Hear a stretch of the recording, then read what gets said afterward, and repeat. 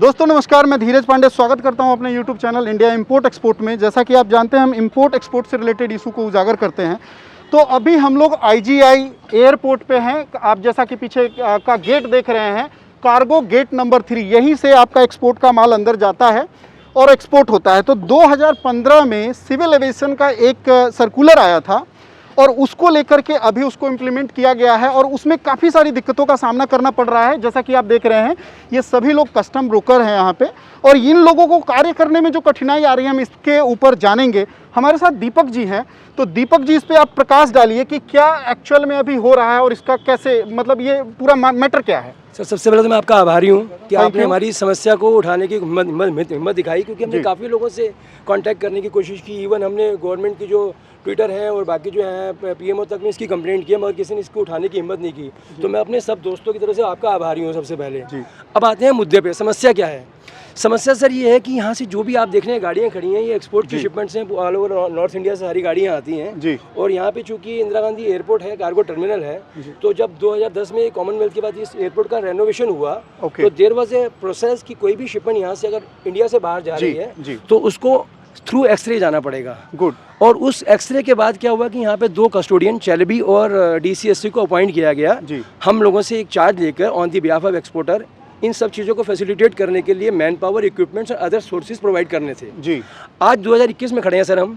15 दिन पहले एक 2015 का नोटिफिकेशन या ऑर्डर आप कह सकते हैं, जो BCS ने इशू किया था कस्टोडियंस के लिए कि आपको किस प्रोटोकॉल से, किस सिस्टम से और किस प्रोसीजर से शिपमेंट्स को लेना है। जी। बट वो जो भी सिस्टम दिया गया था उसको बिल्कुल साइडलाइन करके कस्टोडियन अपने हिसाब से अपनी अवेलेबल मैन पावर को लेके, अपने इंफ्रास्ट्रक्चर को देख के उन्होंने एक सिस्टम बना लिया। कस्टोडियन का मतलब हो गया चैलेबी और DCSC। जी। अभी क्या है सर, जो शिपमेंट आती है गाड़ी में, ये लोग गाड़ी में वो शिपमेंट को ऑफलोड करके, मान लीजिए एक शिपमेंट 100 बॉक्सेस की है तो उसको 20 या 25 के ब्लॉक में एक क्रेट पे रख के उसका एक्सरे करते हैं। जी। जिससे क्या होता है कि एक 100 डब्बे की शिपमेंट 4 बार में इधर से उधर हो जाती है। गुड। लेकिन अब इनका कहना ये है कि जो हमारे को ऑर्डर्स हैं उसके लिए हम कैरेट नहीं रखेंगे, हम एक डब्बे को 100 बार में अंदर करेंगे।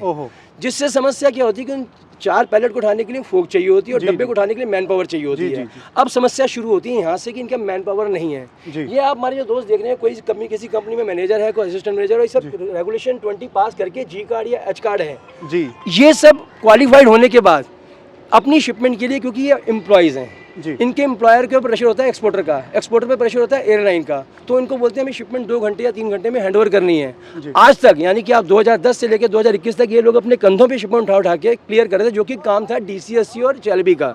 जिसकी एवज में हमसे लगभग 1.25 से 2 रुपये पर केजी लेते हैं। और उनका कार्य सिर्फ इतना ही है, क्योंकि एयरपोर्ट तो गवर्नमेंट का है, इनको जो मैन पावर प्रोवाइड कर रहे हैं उसमें पैसे को यूटिलाइज करते हैं। अनफॉर्चुनेटली मुझे कहते हुए बहुत दुख हो रहा है कि ये सारे काम हमारे लोग कर रहे थे। चाहे मैं CH हूँ, बाकी लोग भी CH एम्प्लॉइज हैं, सब अपने कंधे पे डब्बे रखे ढो रहे थे। मगर जब से ये ऑर्डर आया है तो हम सर 100 डब्बे नहीं उठा सकते। जी बिल्कुल। तो पहले था कि फोक से जा रहा था। हमारी सिर्फ रिक्वेस्ट इनसे ये थी कि सर आपने जो भी इंप्लीमेंट करना है, सिक्योरिटी का कंसर्न देश के लिए, हम देश के सिक्योरिटी के साथ हैं, हमें सिक्योरिटी से कोई मतलब नहीं है, सिक्योरिटी होनी चाहिए, क्योंकि इसमें बम भी आ सकता है, जैसे कि आप जानते हैं सिचुएशन कैसी चल रही है। मगर उसका सारा बर्डन अल्टीमेटली इन लोगों पर आ रहा है। जी, जैसा कि आप सर का बात सुन रहे हैं, देखिए जितने भी एक्सपोर्टर और इंपोर्टर इस वीडियो को देख रहे हैं, खास करके एक्सपोर्टर, तो जो आजकल आपका शिपमेंट डिले हो रहा है, कहीं भी कस्टम ब्रोकर का हाथ नहीं है उसमें, कहीं भी कस्टम का हाथ नहीं है। जो ये अभी करंट सिचुएशन है, जैसा कि सर ने बताया, और ये जो आप देख रहे हैं, आज संडे का दिन है, खास करके संडे के दिन में लोग घर पे होते हैं, रेस्ट कर रहे होते हैं। ये जो भीड़ देख रहे हैं, ये वो लोग हैं जो कहीं ना कहीं परेशान हैं, और भी लोग हैं जो अभी अपने घर पे हैं, उनको पता नहीं है कि हम लोग यहाँ पे अभी आएंगे। सर्टेन प्लान बना है, क्योंकि ये प्रॉब्लम जो है काफ़ी बढ़ता जा रहा है। तो देख रहे हैं जो ये सब लोग कहीं ना कहीं इस समस्या से जूझ रहे हैं, और ये बहुत ही दुर्भाग्यपूर्ण है। और दुर्भाग्यपूर्ण होने के साथ साथ मैं और भी लोगों से जानूंगा कि जो इसको फेस कर रहे हैं। तो ये रोहित जी भी है हमारे साथ, जो कि इस समस्या को फेस कर रहे हैं। रोहित जी प्लीज़ आप इसके ऊपर थोड़ा प्रकाश डालें। थैंक यू धीरज जी, आपने इतनी बड़ी समस्या को कंसर्न किया जी। ये बड़ी सिंपल सी चीज़ है कि 2015 में अगर कोई सर्कुलर आया था तो ये कस्टोडियन इतने समय से इस ऑर्डर को इग्नोर क्यों कर रहे थे, और ऑलमोस्ट 5 से 6 साल का टाइम था वो इस ऑर्डर को फॉलो करने के लिए अपना इंफ्रास्ट्रक्चर क्रिएट कर लिए होते तो आज इस तरह से सब लोगों को प्रॉब्लम नहीं होती। आज हमारे लड़के 36 घंटे काम कर रहे हैं नॉन स्टॉप। आप एक मिनट समझ लीजिए कि 36 घंटे करना मतलब एकदम एक मतलब जो होता है, आप एक आदमी का जो कार्य क्षमता होता है 8 घंटा करने का, आप सोचिए अगर एक आदमी 36 घंटा काम करेगा तो सोचिए उसकी क्या मजबूरियां हो सकती है। जी आगे बताइए। तो ये चेलेबी और DCSC जो हमारे कस्टोडियंस हैं, ये अपने आप को प्रॉपरली प्लान नहीं कर पाए हैं और बहुत ज़्यादा कमर्शलाइजेशन के अंदर हैं। जी everything is calculated with their money things. जी अब इन शिपमेंट्स की डिले, जो कि इनके प्रीव्यू का काम था, जिसके कारण डिले हो रही है, उसके ऊपर भी डैमेजेस चार्ज किए जा रहे हैं, विच इज़ टोटली अनएथिकल। जी बिल्कुल, ये देखिए अगर डिले हो रहा है किसी नए रूल इम्प्लीमेंटेशन के कारण, अगर कोई डिले हो रहा है तो कम से कम जो ये चार्जेस हैं वो जब तक वेव ऑफ कर देना चाहिए, जब तक इस समस्या का समाधान नहीं हो जाता। लेकिन यहाँ पे ये समस्या भी है कि चार्जेस इनके PDA अकाउंट से काट लिया जा रहा है, ये बहुत ही दुर्भाग्यपूर्ण है। जी आगे बताइए। इस रेफरेंस को लेके हमारी एसोसिएशन ने हर प्लेटफॉर्म पे जहाँ तक जा सकते हैं, I have the list also, लेकिन हर रोज़ किसी ना किसी नई एजेंसी, एक सीनियर एजेंसीज को जाके अप्रोच भी कर रहे हैं। इनफैक्ट कस्टोडियन से भी कई बार किया है कि इन चीज़ों को आप जब तक अपने आप प्रॉपर्ली इम्प्लीमेंट नहीं करते हैं तब तक चार्जेस वगैरह ना लिए जाएँ, और बाकी सारी कंसर्न्स को डिस्कस किया है, बट अभी तक कोई आउटकम मिला नहीं है। सो आई थिंक ये मामला थोड़ा सा अब सब लोग मिलकर हाईलाइट करें तो शायद सबका ध्यान जाए और इसको सॉल्व करने की तरफ जाएं, ताकि हमारे स्टाफ को थोड़ा सा रिलीफ मिल सके। जी देखिए, बिल्कुल स्टाफ को रिलीफ मिलना चाहिए, और जो चार्जेस लग रहे हैं जो ये बिल्कुल गलत है, वो चार्जेस भी नहीं लगना चाहिए। तो और लोगों से हम जानेंगे कि सर आपका क्या नाम है? अनिल। क्या नाम है sir? Anil Sharma. Anil sir. Sir Anil sir, आप बताइए कि जो आप अभी कार्य कर रहे हैं, जो 10-15 दिन से जो दिक्कतें आ रही हैं, क्या क्या समस्या है, इसको कितना जल्दी सॉल्व किया जाना चाहिए? समस्या यही है कि हमारे पास गिनती के लड़के होते हैं जी, उनको हम या रात में यूज़ कर सकते हैं या दिन में कर सकते हैं, और अभी हमें दोनों टाइम में यूज़ करना पड़ रहा है, रात में भी और दिन में भी। तो एक लिमिट टाइम तक हम कर सकते हैं, उससे ज़्यादा हम नहीं कर पाएंगे। तो अभी आप क्या चाहते हैं, सरकार से क्या चाहते हैं कि इस समस्या को कैसे ख़त्म किया जाए? क्या आपके पास कोई वे है, कोई रास्ता है जो आप बताना चाहेंगे? नहीं तो मैन पावर ही बढ़ानी पड़ेगी, उसके बाद ही कुछ होगा। मैन पावर, जैसा कि हुआ कि हर एक पैकेट एक्सरे होना चाहिए, तो और मशीनें बढ़ाई जानी चाहिए और कुछ ऐसा?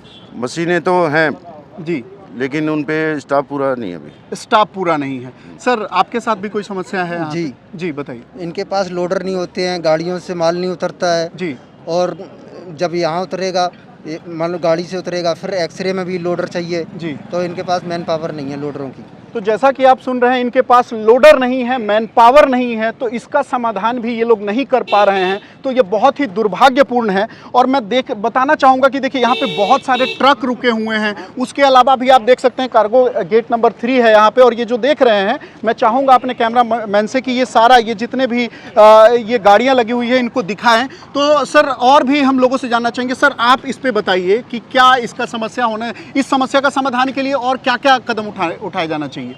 सर इसके लिए इनके लिए पास मैन पावर होनी चाहिए जी, एक्सरे मशीन होनी चाहिए, इनके पास स्टाफ होना चाहिए पूरा, जी, जिससे कोऑपरेट कर सकें। और जब तक ये नया रूल लागू हुआ है, क्या जो चार्जेस ले रहे हैं वो वेव ऑफ होना चाहिए?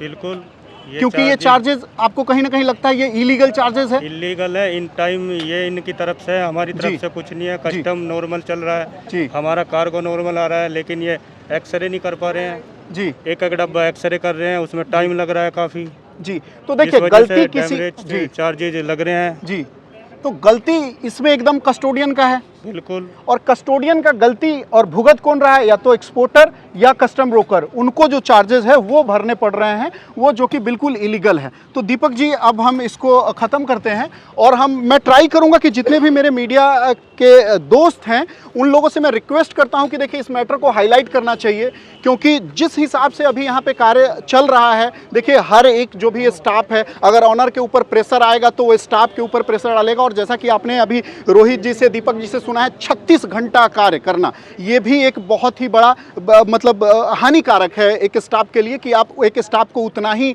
मतलब परेशान कर सकते हैं जितना लिखिए। एक चीज़ मैं चाहूँगा सर, मैं एक बार दोबारा आपका धन्यवाद करूँगा, और एक चीज़ ऐड करना चाहूँगा कि सर आप देखिए कि ये चार्जेस जो हमसे लिए जा रहे हैं, आप समझिए ये चार्जेस ले जा रहे हैं चार्जेस लेके इनकी जो प्राइमरी ड्यूटी है हमारे को फैसिलिटेट करना है। जी बिल्कुल, ये हमें फैसिलिटेट ना करके हमें इरिटेट कर रहे हैं और हमारी ही मैन पावर को यूज़ कर रहे हैं, हमारे लड़कों को यूज़ कर रहे हैं जी। और दूसरी जो समस्या है कि हम जब अपने कंधों पे इन डब्बों को ढो के शिपमेंट करा भी लेते हैं और उसमें 12 घंटे पूरे हो जाते हैं तो ये 13वें घंटे में हमारे पैसे हमारे अकाउंट से हमें बिना बताए ही काट लेते हैं। बताइए, जैसा कि आपने जाना पैसे लेकर के फैसिलिटेट नहीं कर रहे हैं, इरिटेट कर रहे हैं। दूसरा और भी देखिए, कई भी जो कस्टम ब्रोकर एसोसिएशन के तरफ से भी कुछ ट्वीट किया गया है, कुछ उनके कार्यकर्ताओं की तरफ से ट्वीट किया गया, उसमें साफ साफ देखा जा सकता है जो कस्टम ब्रोकर के जो अच्छे एम्प्लॉय हैं, जो मैनेजर लेवल के लोग हैं, वो अपने कंधे पे बॉक्स लेकर, और देखिए वो लोग जो इतने बड़े एक अधिकारी होकर के अपने कंधे पे डब्बे ढो रहे हैं, ये बहुत ही निराशाजनक है। यह जो कि ये नहीं होना चाहिए। यहाँ पे जो कस्टोडियन है उन लोग को ध्यान देना चाहिए। देखिए किसी से दुश्मनी नहीं है, लेकिन अगर पैसे ले रहे हैं तो वो कार्य करना उनका फ़र्ज है। ये फ़र्ज उनको जल्दी से पूरा करना चाहिए ताकि ये जो समस्या है, और 15 दिन से कोई समस्या चल रहा है, ये सोच लीजिए कितना दुर्भाग्यपूर्ण है। तो इसको हम लोग और भी आगे उठाएंगे और जब तक ये समस्या का समाधान नहीं हो जाता है, हर दूसरे दिन हम आपको यही मिलेंगे। और जब तक इस समस्या का समाधान नहीं होता है, इन सभी लोगों से रिक्वेस्ट है कि आप लोग यहीं पे जमा होइए, तब जाके इन जो कार्यकर्ता हैं या चाहे जो ये लोग हैं, तब ये नींद से जगेंगे और तब ये काम सुगमतापूर्वक हो पाएगा। तब तक के लिए धन्यवाद। देखते रहिए हमारा चैनल इंडिया इंपोर्ट एक्सपोर्ट। जय हिंद, जय भारत।